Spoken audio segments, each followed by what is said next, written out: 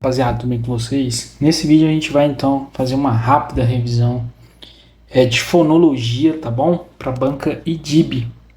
Bom, esse vídeo aqui ele é específico para banca IDIB, então se você vai fazer um concurso organizado pela banca IDIB, que atualmente é uma das principais bancas organizadoras de concurso público, principalmente a nível de prefeitura, perfeito? Então se você vai fazer ou pretende fazer no futuro, tá? Ou se você está com o seu edital aberto, esse vídeo aqui é para você. Então já deixa seu like, curte, comenta e compartilha.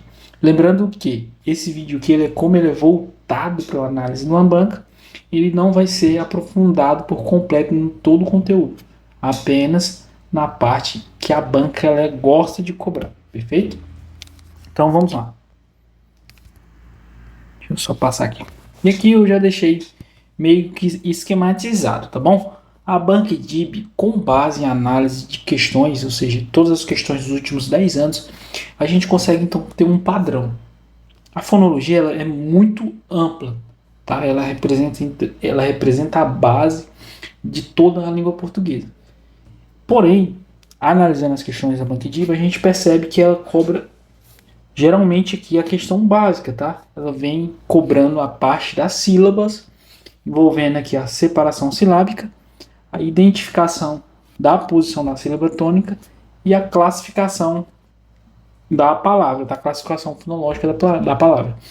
Então, se você vai fazer um concurso da banca IDIB, saiba que envolvendo a fonologia, ela vai cobrar alguma coisa relacionada a esses três assuntos aqui. Perfeito? Isso é bom porque reduz um pouco o conteúdo que você vai ter que analisar. Geralmente também, eu quero acrescentar aqui que a fonologia ela cai mais para o nível médio, tá? Nível médio a fundamental. A banca IDIB ela não tem um histórico muito grande de cobrar a questão de fonologia para o nível superior. Embora, repito, a fonologia ela é a base da acentuação gráfica, que essa sim cai bastante para nível superior.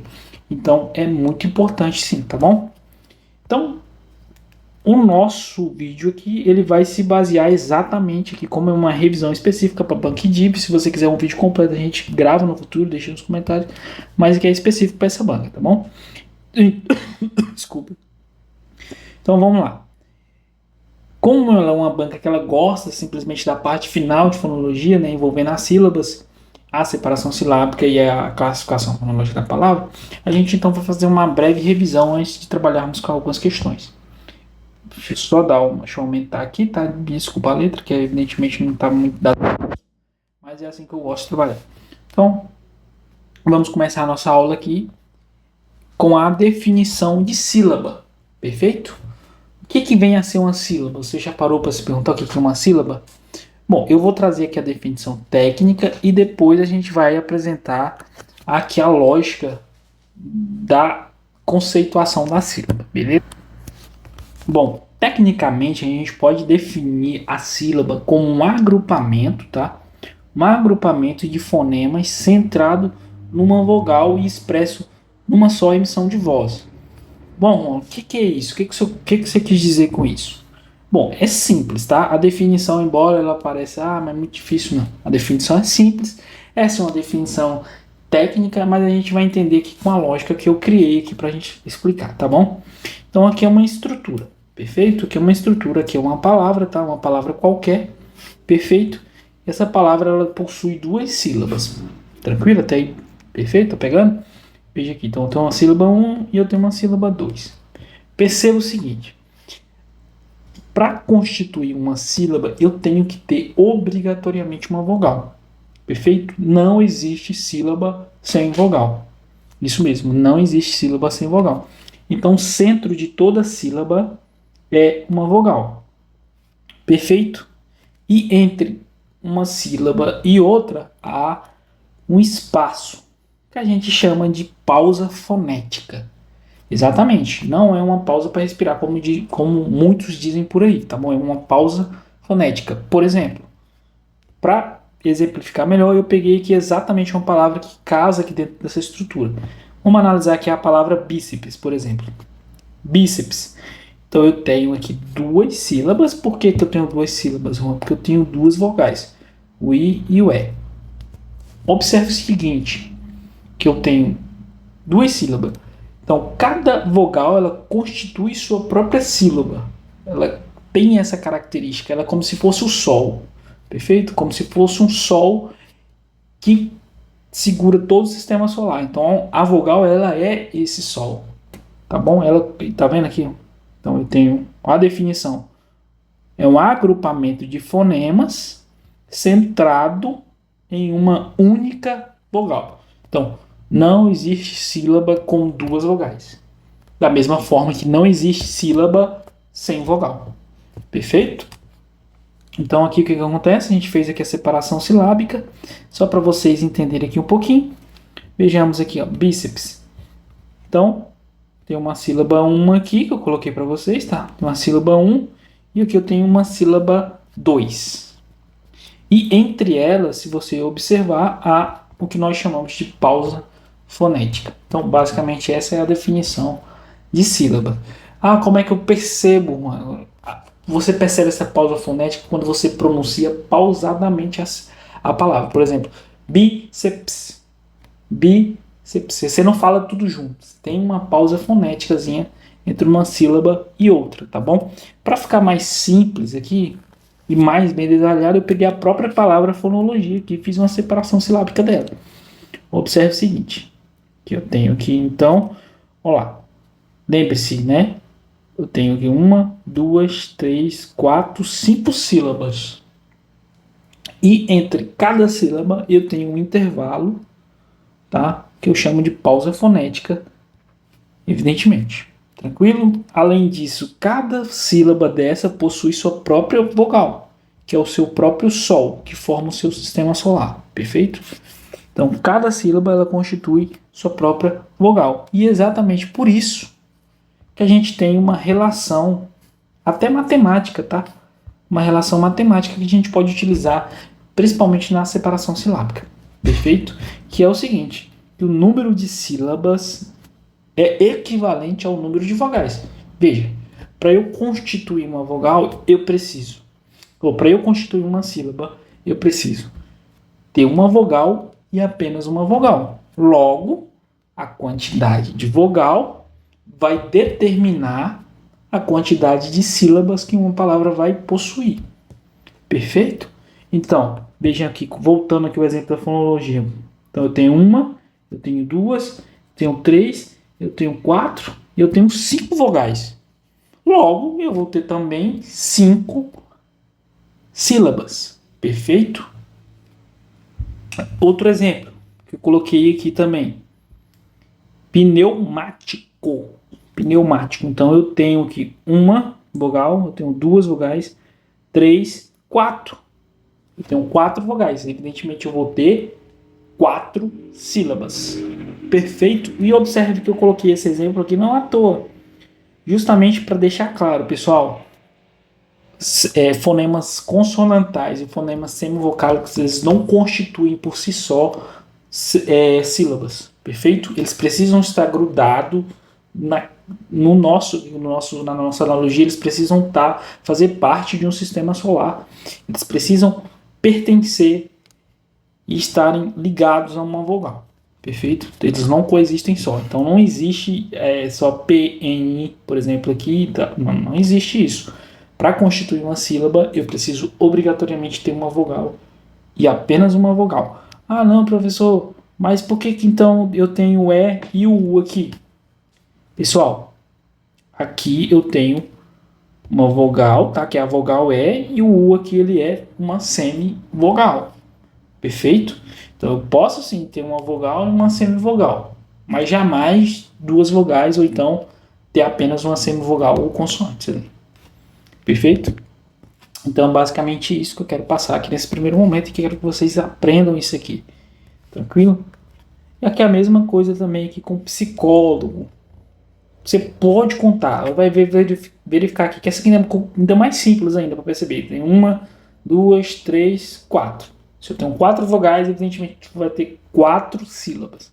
É obrigatório isso aqui, tá? Cada vogal vai constituir sua própria sílaba. Perfeito? Essa é a definição técnica, mas existe alguns macetes que você pode, evidentemente, utilizar na hora de resolver questões e na hora de fazer a separação silábica. O que a gente recomenda na maioria das vezes, tá, é que o aluno entenda primeiro a lógica, evidentemente, a lógica de como que funciona, qual que é a definição técnica, mas existem alguns macetes para fazer isso na hora da prova. O macete que a gente mais utiliza e que funciona, né, seja com todas as categorias de alunos, é pronunciar a palavra pausadamente. Como assim, professor?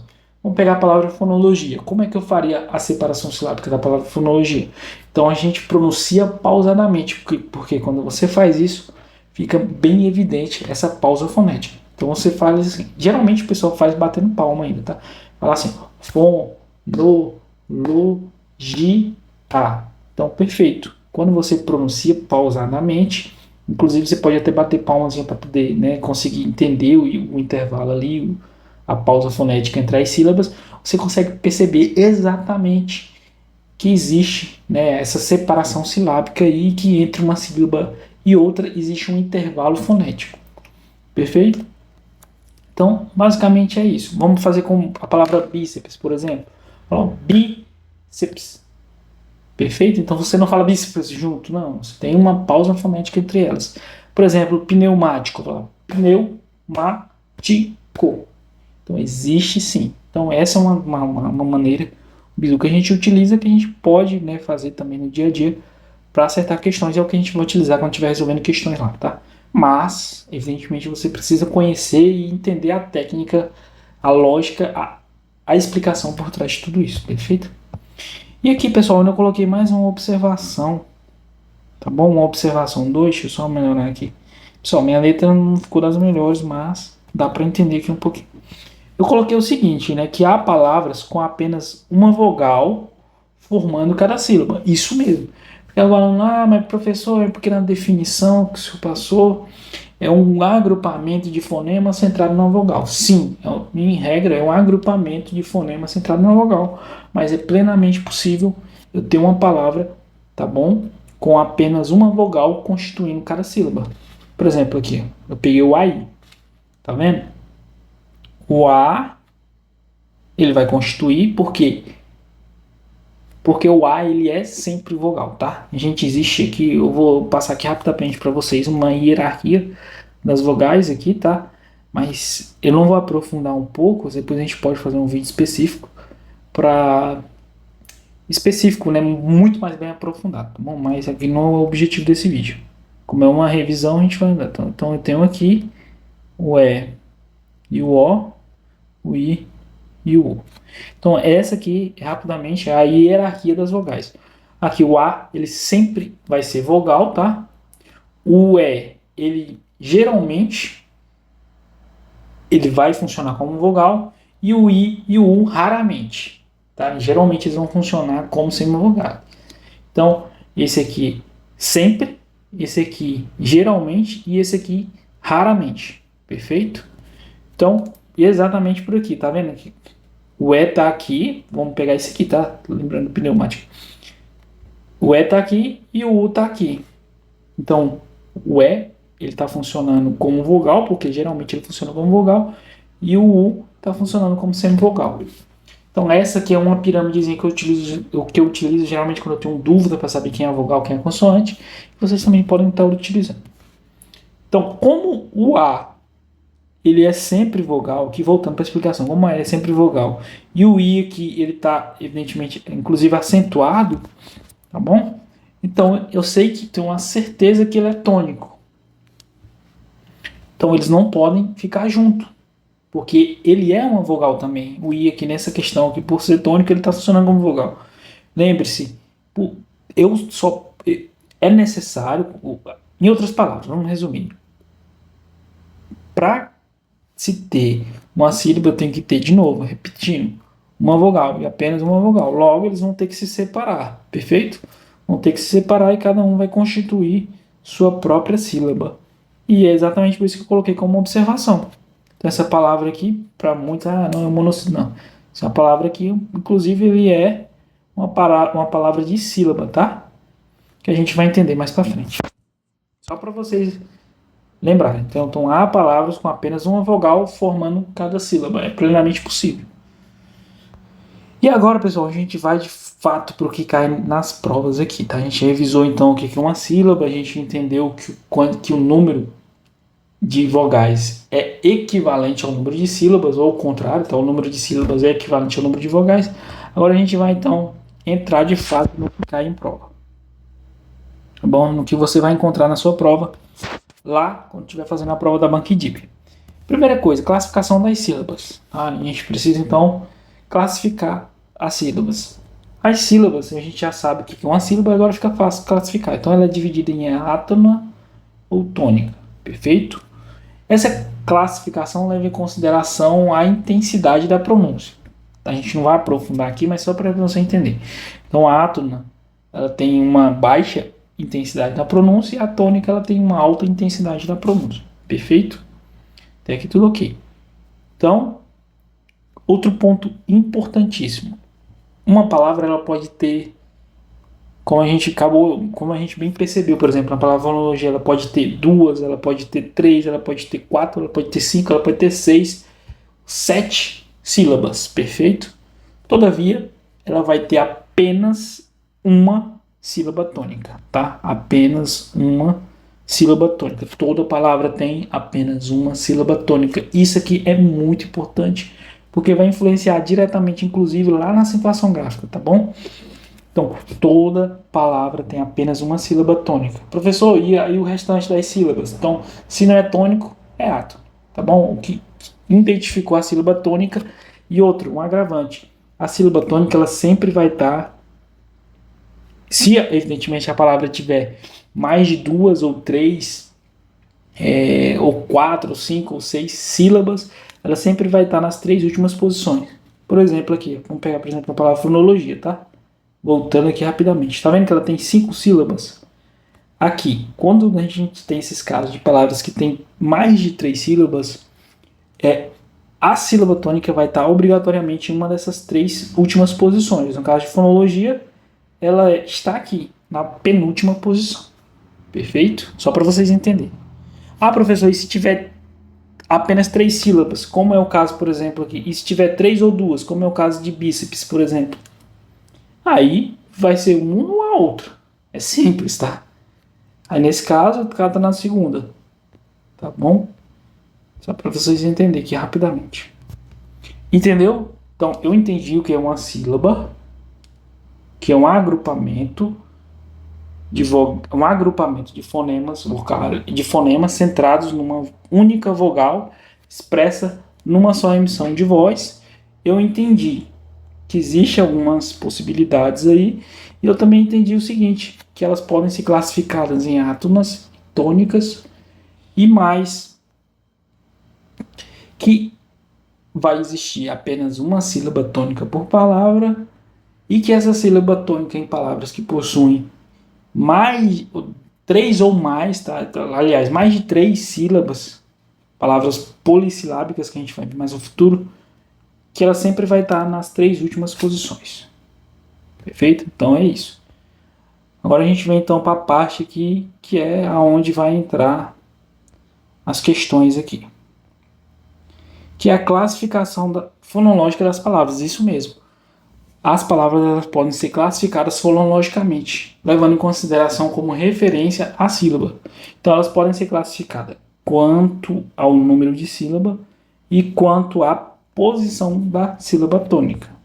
Quanto ao número de sílabas, elas podem ser classificadas como monossílabas, tá? Dissílabas, trissílabas e polissílabas. Perfeito? Aqui a gente está com um exemplo.